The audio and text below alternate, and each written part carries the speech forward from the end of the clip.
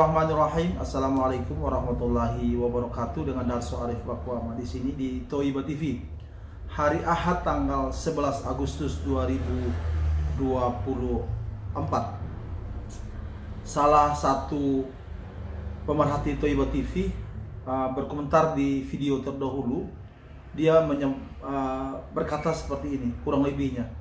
Apa usaha Yusuf Mansur yang kemudian bertahan? Padahal usahanya itu dikumpulkan uangnya dari orang-orang atau dari masyarakat yang dia ceramahi, baik langsung maupun dari media-media yang ada. Yusuf Mansur membangun miracle MLM pertama. Apa yang terjadi? Mati, kemudian meninggalkan banyak masalah.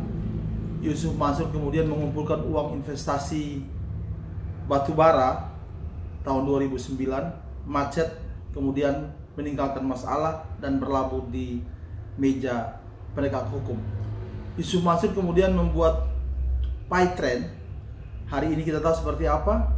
PayTrend sudah mati, meninggalkan banyak masalah, baik pada penggunanya, juga terhadap karyawannya, dan banyak hal di sekeliling PayTrend yang kemudian juga menimbulkan masalah. Yusuf Mansur mengumpulkan uang dari anggota PayTrend untuk mengikuti program umroh Merdeka sebanyak 7.000 sekian orang dengan uang yang terkumpul sekitar 26 miliar. Itu mati, kemudian banyak meninggalkan masalah. Patungan usaha untuk membeli dan mengoperasionalkan Hotel City mati, dan kemudian banyak meninggalkan masalah, dan sebagian masalah itu berlabuh di meja hukum. Kalau Yusuf Mansur mengatakan bahwa dia telah mengembalikan uang para investor patungan usaha sebanyak 2.000 orang, bukti itu sesungguhnya hanya diucapkan lewat mulutnya saja. Kemudian anak buahnya Yusuf Mansur mempertontonkan membawa sejumlah map dan berkas-berkas, terus dia katakan itu bukti dia telah mengembalikan uang 2.000 investor. Nyatanya hari ini masih banyak para investor yang baik mau mempermasalahkan ini di meja hukum maupun masih menunggu. Ini yang lebih banyak, masih menunggu jika ada satu saja perkara gugatan patungan usaha yang dikabulkan oleh pengadilan, maka saya yakin ramai-ramai para investor patungan usaha itu akan keluar. Yusuf Mansur mengumpulkan uang orang lewat patungan aset, juga macet dan meninggalkan masalah. Dia datang ke Hong Kong mengumpulkan uang, nabung tanah di sana. Apa yang terjadi? Tanahnya nggak ada, uangnya nggak kembali, juga menimbulkan masalah hukum di belakang hari. Apalagi Yusuf Mansur kemudian mendirikan PayTrend Asset Management, perusahaan manajer investasi. Apa yang terjadi? Ditutup oleh OJK, dan dia mengaku bahwa para nasabah PayTrend Asset Management telah diselesaikan uangnya. Itu karena belum saja ada yang muncul. Satu waktu nanti kalau saya temukan nasabah dia yang masih punya urusan dengan PayTrend Asset Management, saya akan videokan di sini. Apalagi saudara-saudara, tentunya masih banyak. Saya contohkan berikut. Yusuf Mansur pernah mengajak orang untuk berinvestasi sawah di Sukabumi dan di Banten. Apakah investasi itu berjalan dengan sukses? Lagi-lagi menguap begitu saja dan meninggalkan masalah. Orang-orang yang uangnya ditanamkan di situ tidak pernah ketahuan juntrungannya. Nanti satu waktu nanti saya akan menemukan nasabah-nasabahnya atau investor-investor dari investasi sawah ini, saya akan videokan di sini. Yusuf Mansur juga mengatakan bahwa dia membiayai ribuan atau bahkan jutaan, ribuan rumah tahfiz dengan jumlah santri yang mencapai jutaan. Apakah itu benar? Dalam beberapa video sudah saya buktikan bahwa ungkapan Yusuf Mansur itu adalah bohong belaka. Rumah-rumah tahfiz di berbagai pelosok itu didirikan oleh orang per orang, kemudian mereka membiayai sendiri. Hanya datang Yusuf Mansur, kemudian rumah tahfiznya diregistrasi, ditempelkan papan nama Darul Quran. Saudara-saudara, apa sesungguhnya yang langgeng dari atau yang berdiri terus dari usahanya Yusuf Mansur, yaitu warung Stick and Shake. Warung Stick and Shake memang dia tidak pernah mengungkapkan di media bahwa uang yang dia pakai itu adalah untuk mengembangkan warung Stick and Shake, itulah uang umat. Yusuf Mansur saya belum pernah mendengar dia berbicara di media bahwa dia memakai uang umat untuk bisnis itu. Akan tetapi tidak tertutup kemungkinan uang yang Yusuf Mansur bawa untuk melakukan franchise dengan warung Stick and Shake itu berasal dari uang investasi yang dikumpulkan lewat beberapa peristiwa pengumpulan investasi, atau juga tidak tertutup kemungkinan berasal dari uang-uang sedekah yang dikumpulkan lewat bapak-bapak, ibu-ibu, karena dalam beberapa peristiwa pengumpulan sedekah yang Yusuf Mansur lakukan, di situ ada Jody Broto Suseno. Saudara-saudara, Yusuf Mansur pernah berkata di video bahwa dia masuk ke warung Stick and Shake itu tahun 2010. Yang mau saya tegaskan di sini, warung Stick and Shake itu dari berbagai penelusuran yang saya jalani, itu dalam pengembangannya itu pemiliknya, yakni Jody Broto Suseno, itu tidak memberlakukan kepemilikan saham, tapi pengembangannya dilakukan secara franchise. Nah, franchise inilah saya berkeyakinan bahwa Yusuf Mansur bergabung dengan warung Stick and Shake secara franchise. Belakangan saya dapat informasi juga bahwa Yusuf Mansur lah master franchise dari warung Stick and Shake, sehingga orang lain, bapak ibu-ibu, walaupun punya banyak uang untuk mau bergabung dengan warung Stick and Shake secara franchise, itu tidak diizinkan oleh pemiliknya. Hanya Yusuf Mansur satu-satunya franchise dari warung Stick and Shake. Saya bersurat kepada manajemen warung Stick and Shake, PT Warung Stick Indonesia, pada bulan Mei tahun ini, mempertanyakan berapa sih jumlah outlet warung Stick and Shake yang dimiliki oleh Yusuf Mansur. Sayang sampai detik ini manajemen warung Stick and Shake tidak menjawab pertanyaan saya. Apakah mereka menganggap remeh surat saya, menganggap saya tidak penting? No problem. Atau jangan-jangan mereka takut untuk memberikan jawaban yang pasti, sehingga surat saya itu tidak pernah dijawab. Pak Jody, Anda kan kemana-mana selalu memproklamirkan diri sebagai orang yang amanah, orang yang menjalankan syariat Islam dan lain sebagainya.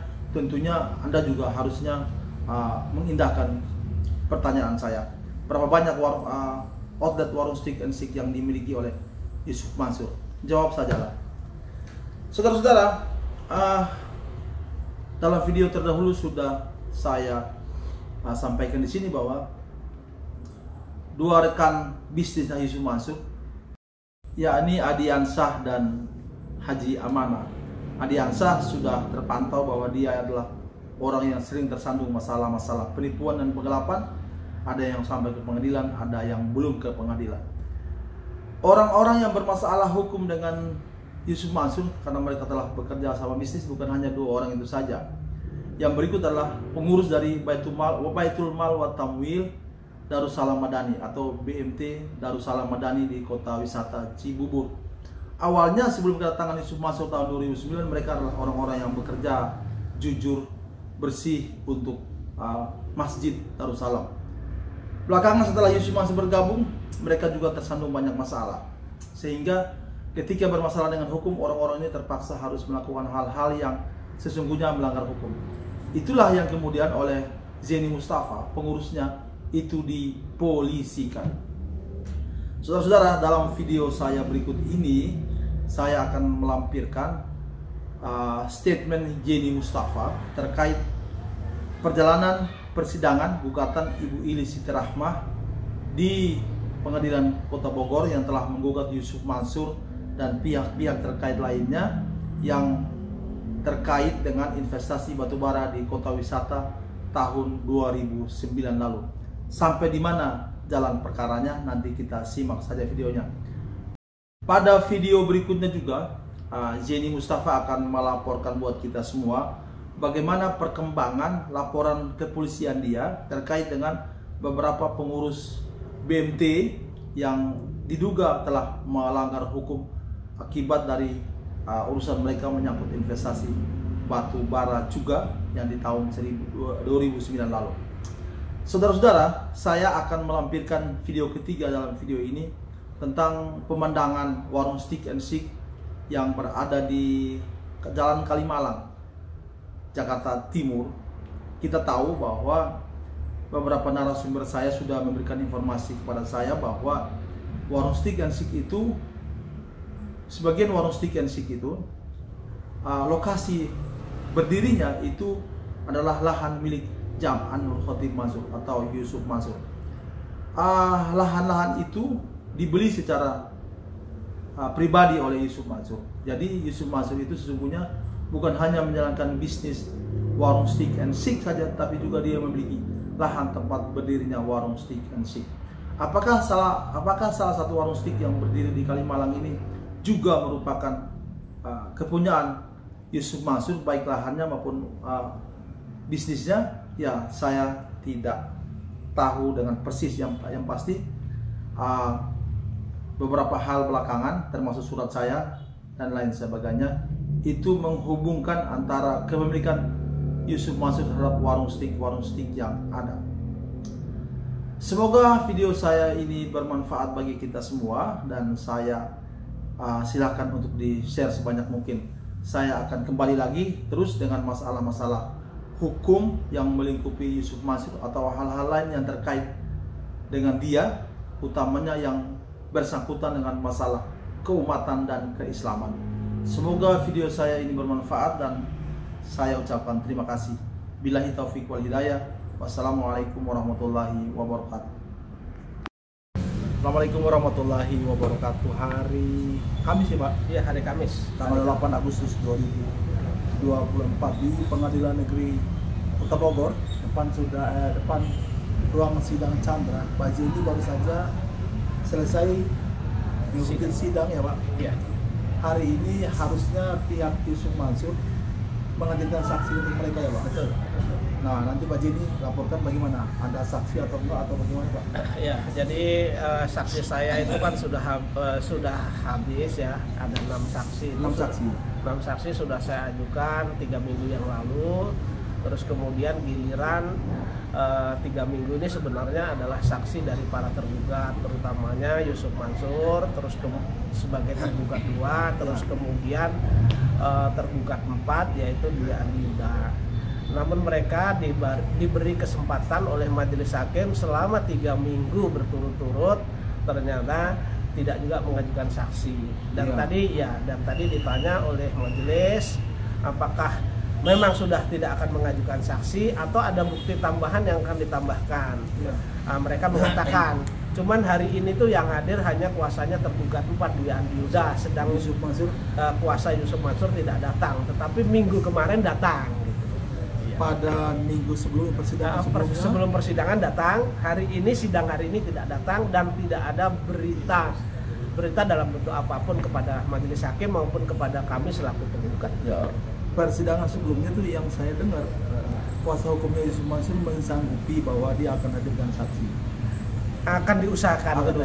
Dan sampai dengan hari ini tidak ada.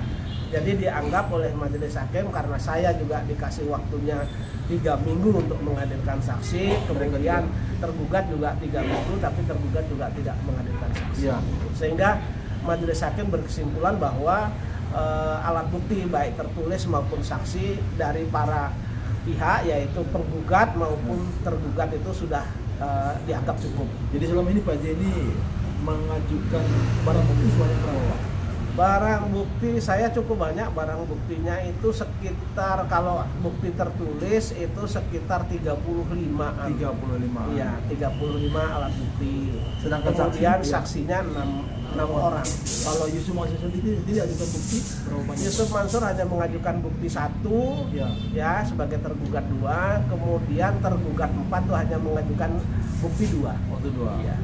Nah, berarti habis sudah kesempatan mereka untuk sudah kesempatan. Ya. Karena ini sudah habis kesempatan, sebenarnya dari sidang-sidang kemarin, karena di dalam gugatan saya itu kan ada mengajukan permohonan sita jaminan terhadap harta kekayaan Yusuf Mansur sebagai tergugat 2, kemudian harta kekayaan tergugat 1 DNT Darussalam, kemudian tergugat 4 tergugat 4 itu Dwi Andi Yuda. Saya mengajukan 3 objek sita yang sebenarnya dalam gugatan sudah ada dan juga kepada majelis hakim kami sampaikan secara lisan.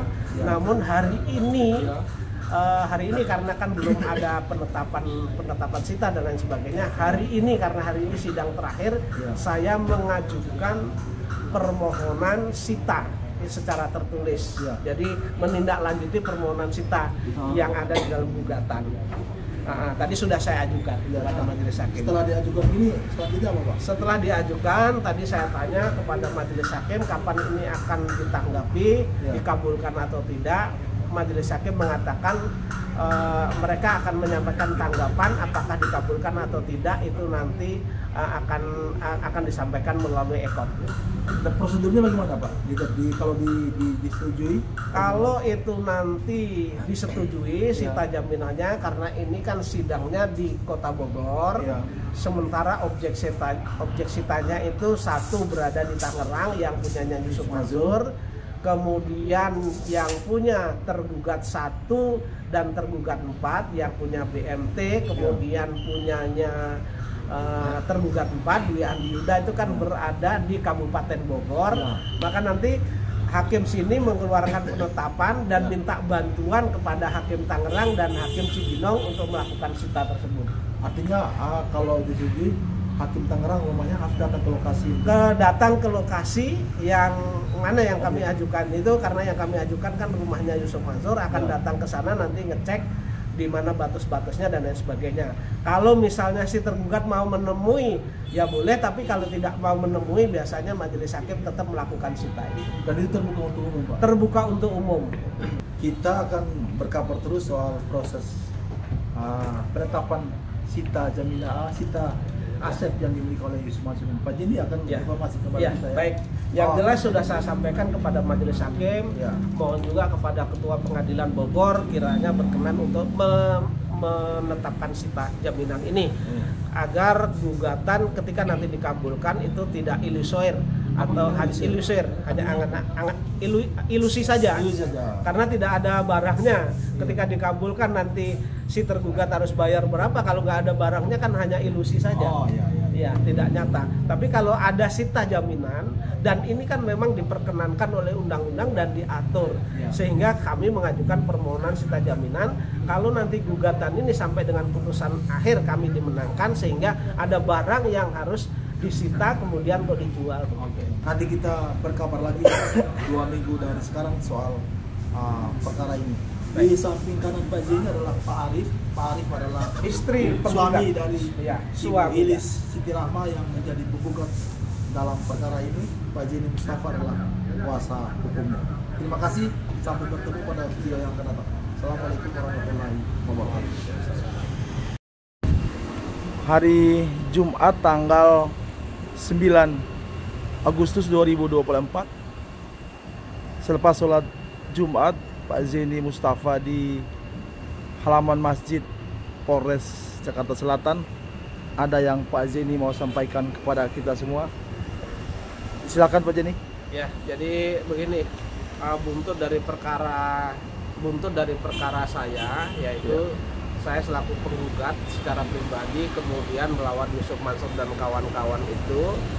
Salah satu tergugatnya adalah BMT Darussalam. Kemudian BMT Darussalam itu di dalam surat kuasanya untuk bertindak di pengadilan itu, mereka mengatakan bahwa sebagai ketua umumnya adalah Chandra Darmawan, kemudian sekretarisnya adalah Yudi Suwardi. Karena begitu mengatakan. Namun berdasarkan fakta, surat yang saya dapat, berdasarkan bukti juga yang saya dapat, bahwa ternyata Chandra Darmawan dan Yudi Suwardi ini bukanlah sebagai ketua maupun sekretaris dari BMT Darussalam. Oleh karena itu, berkaitan dengan hal tersebut, maka saya laporkan, saya membuat laporan di Polda Metro Jaya.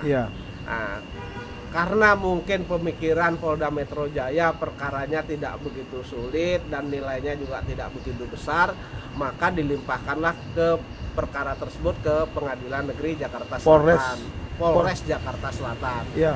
Dilimpahkan ke Polres Metro Jaya Jakarta Selatan, Iya. begitu, Polres Jakarta Selatan ya. Nah, kemudian atas pelimpahan tersebut saya sudah diberitahukan bahwa perkara tersebut dari Polda dilimpahkan ke sini.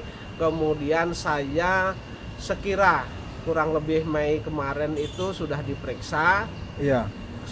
dan juga sudah memberikan keterangan ya. Iya. Nah, namun sampai dengan saat ini setelah saya diperiksa kok tidak ada kabar beritanya, tidak ada juga SP2HP, surat pemberitahuan perkembangan perkara.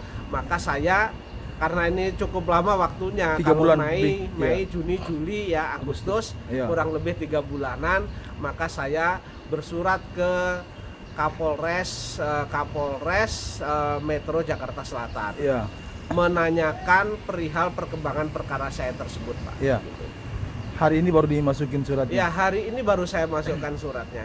Mudah-mudahan nanti tidak terlalu lama, mudah-mudahan mendapat jawaban Iya. kira-kira sampai di mana perkara saya tersebut. Itu yang Pak Jenny tanyakan Iya, kepada. yang saya tanyakan. Ini Ya. bukti suratnya sudah saya masukkan, yang Ya. asli ini adalah tanda terimanya. Oh iya iya. Ya. Iya. Ya. Pak Jenny, ada kecurigaan Pak Jenny kalau perkara ini lama mendam 3 bulan tidak ada perkembangan? Saya kira begini, saya Ya. curiga sih tidak, Ya. cuman kok lama begitu saja Ya. ya. Artinya kalau toh ini diperiksa kan tidak begitu lama. Ya. Kalau sampai dengan 3 bulan, karena kan beberapa saksinya kan jelas, terus Ya. kemudian perbuatannya jelas ya Ya. kan. Artinya tidak ada yang sulit kok lama gitu. Jadi karena lama ini saya menanyakan bagaimana perkembangan perkara saya ini. Iya. Jadi setelah Pak Jenny diperiksa, harusnya siapa lagi yang diperiksa, Pak? Karena ini berkaitan dengan surat menyurat, setelah saya diperiksa, Iya. kemudian kan saya juga menyampaikan perihal tertulis, Iya. yang tertulisnya ya, bukti-bukti tertulis, misalnya putusan pengadilan dan lain sebagainya, yang berbeda antara jabatan itu yang di dalam putusan itu merujuk kepada surat kuasa itu kan yang bertindak atas nama Chandra Darmawan dan Yudi Suwardi. Iya. Sementara saya menyampaikan bahwa dari Menteri Koperasi orang-orang ini bukan sebagai ketua dan sekretaris. Bukan sebagai pengurus. Ya, artinya gampang. Terus kemudian seharusnya yang diperiksa adalah setelah saya itu adalah lawyer yang mempergunakan surat tersebut. Iya. Ya, setelah lawyernya diperiksa, ada sekitar 4 lawyer itu seharusnya diperiksa karena mereka yang membawa ke pengadilan. Iya, ya iya, kan? iya. Nah, setelah itu diperiksa, nanti si terlapor seharusnya diperiksa. Iya. Ya. SP2HP itu harusnya dikirim ke Pak Jenny. SP2HP seharusnya dikirim. Begitu ada perkembangan perkara seharusnya dikirim. Termasuk- Karena itu tidak dikirim, maka saya menganggap perkara saya ini berhenti gitu loh. Iya, iya. Seolah-olah berhenti di tempat gitu. Iya. Termasuk siapa yang diperiksa setelah Pak Jenny juga harus dilaporkan. Harus disampaikan. Iya, iya, iya. Ya, itu kan hak saya selaku pelapor, hak saya menerima SP2HP. Iya. Polisi setelah melakukan penyelidikan atau penyidikan, mereka memberitahukan kepada saya begitu. Ya. Pak Jenny, orang-orang yang Pak Jenny laporkan ini yang mengaku sebagai pengurus BMT Darussalam, mereka kan sesungguhnya teman-temannya Pak Jenny juga, saling kenal. Ya, jadi kalau berteman kita berteman, Ya. tetapi masalah hukum kita tetap berjalan sebagaimana mestinya. Jadi mereka Ya. inilah orang-orang yang Kalau bekerja. berteman tetap kita berteman, Ya. tetapi ketika ini ada masalah hukum yang tidak bisa diselesaikan secara persuasif, tentu Ya. akan kita selesaikan secara formal begitu. Memangnya selama ini tidak ada pendekatan persuasif kekeluargaan dengan Pak Jenny?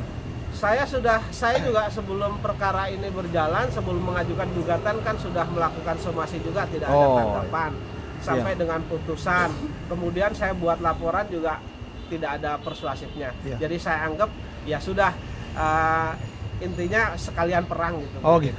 Iya. Iya, jadi mereka ini notabene adalah teman-teman atau mitra bisnisnya Yusuf Mansur Betul. di bisnis batubara ya Pak? Iya. Oke. Pak Jenny, kita berkabar terus soal perkembangan Baik, perkara Pak baik. Jenny nih Pak. Ya, baik. Terima kasih banyak Pak Jenny. Sama-sama ya, baik.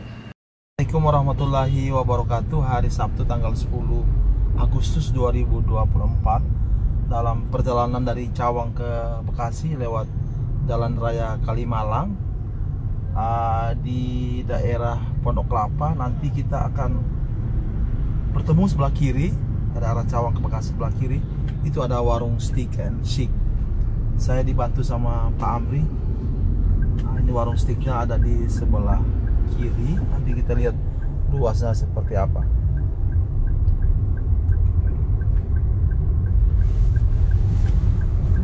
Nah, ini warung Steak and Chic-nya. Bersebelahan dengan pom bensin. Pak Amri, ini luasnya kira-kira berapa luas ini, Pak? Luas juga nih, Pak. Luas ya? Lebih dari 300 meter nih, Pak. 500 ya? Lebih, Pak? Lebih dari 500 meter. Jadi kalau lahan ini dibeli secara cash oleh Yusuf Mansur, bisa kita bayangkan berapa uang yang dia keluarkan untuk bisnis warung Steak and Chic ini. Pas di sebelahnya adalah pom bensin. Oke, Pak Amri, udah langsung jalan. Jadi nanti kita kenalkan lagi dengan warung steak yang lain. Sebuah bisnis kuliner yang dimiliki oleh, sementara kita yakini yang dimiliki oleh Jam'an Roti Mansur atau Yusuf Mansur. Jadi areanya sama luas dengan pom bensin ya, Pak? Sama kayak. Sama luas ya, Pak?